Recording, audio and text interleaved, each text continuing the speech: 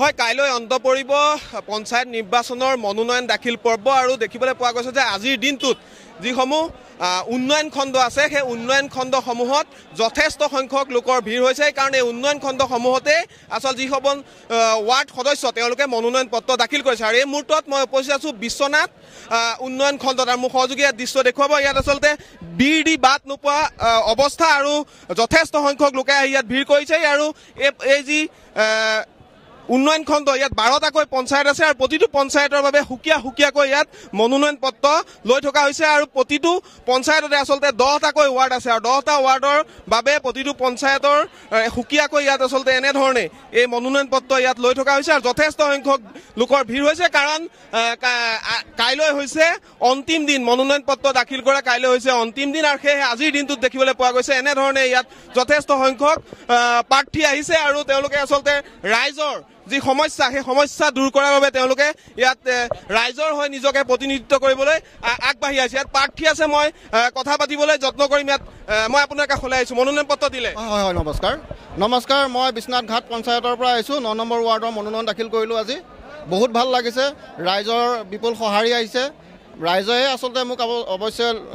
nomination দিবৰ কাৰণে লৈ আহিছে বহুত ভাল লাগিছে ৰাইজৰ শ্ৰীচৰণত ধৰি প্ৰথমে মই সেৱা জনাইছোঁ আৰু লগতে ইয়াত উপস্থিত থকা সকলো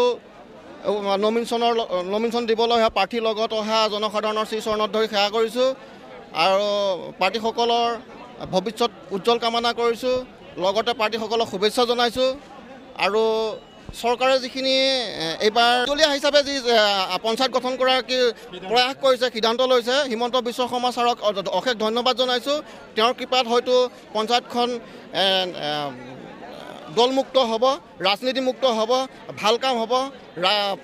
পঞ্চায়তত ভাল কাম হ'ব ৰাইজৰ ভাল কাম হ'ব আৰু এইকাৰণে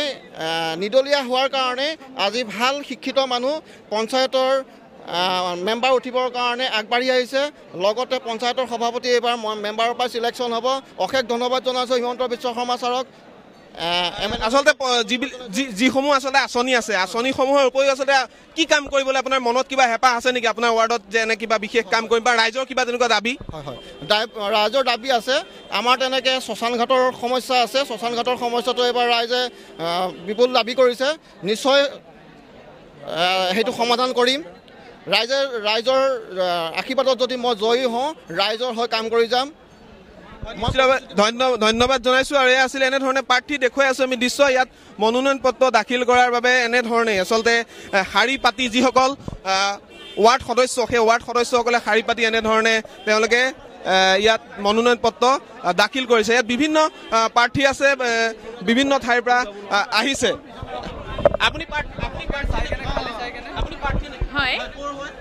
মই আপোনাৰ গৰাহাগীৰ 20 নং গৰাহাগীৰ 4 নং ৱাৰ্ডৰ পৰা এগৰাকী প্ৰাৰ্থী হিচাপে নিৰ্বাচন হৈছোঁ কি আশা লৈ আহিছে মই ৰাইজৰ হকে কাম কৰিম বুলি আহিছোঁ কি আছে সমস্যা কি আছে ৱাৰ্ডত আপোনাৰ ৰাস্তা ঘাট কিছুমান সমস্যা মানুহে কৈছে আৰু ৰাস্তা ঘাটৰ কামখিনি কৰি দিব লাগিব মইতো এগৰাকী ৱাৰ্ড মেম্বাৰ যিমানখিনি বাৰু সহায় কৰিম নহ'লে আমাৰ স্থানীয় বিধায়ক প্ৰমোদ বৰঠাকুৰৰ হতৰাই উন্নয়নমূলক কামখিনি কৰিম বুলি ভাবিছোঁ আৰু ধন্যবাদ জনাইছোঁ এনেধৰণে দেখিবলৈ পোৱা গৈছে যে প্ৰাৰ্থী আহি মনোনয়ন পত্ৰ ইয়াত দাখিল কৰিছে আৰু প্ৰতিটো পঞ্চায়তৰ বাবে সুকীয়াকৈ ইয়াত আচলতে মনোনয়ন পত্ৰ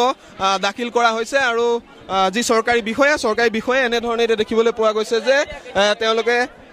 ইয়াত মনোনয়ন পত্ৰ গ্ৰহণ কৰি আছে আমি কথা পাতিবলৈ যত্ন কৰিম ইয়াত যথেষ্ট সংখ্যক প্ৰাৰ্থী আছে আৰু আমি যিসকল প্ৰাৰ্থী আছে তেওঁলোকৰ লগত কথা পাতিবলৈ যত্ন আপুনি ক'ৰ পৰা আহিছে মই গৰাহাগী পানীভৰা পঞ্চায়তৰ মই 5 নং ৱাৰ্ডৰ পৰা প্ৰতিদ্বন্দ্বিতা কৰিব বিচাৰিছোঁ হয় নিশ্চিতভাৱে এনেধৰণে দেখিবলৈ পোৱা গৈছে যে এতিয়া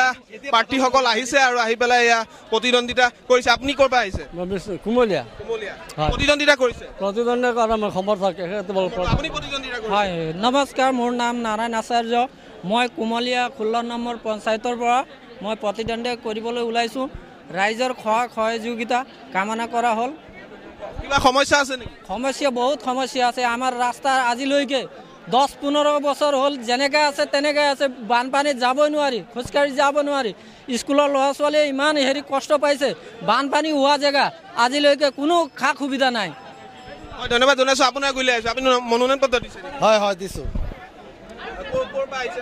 নমস্কাৰ মোৰ নাম মকফেল আলী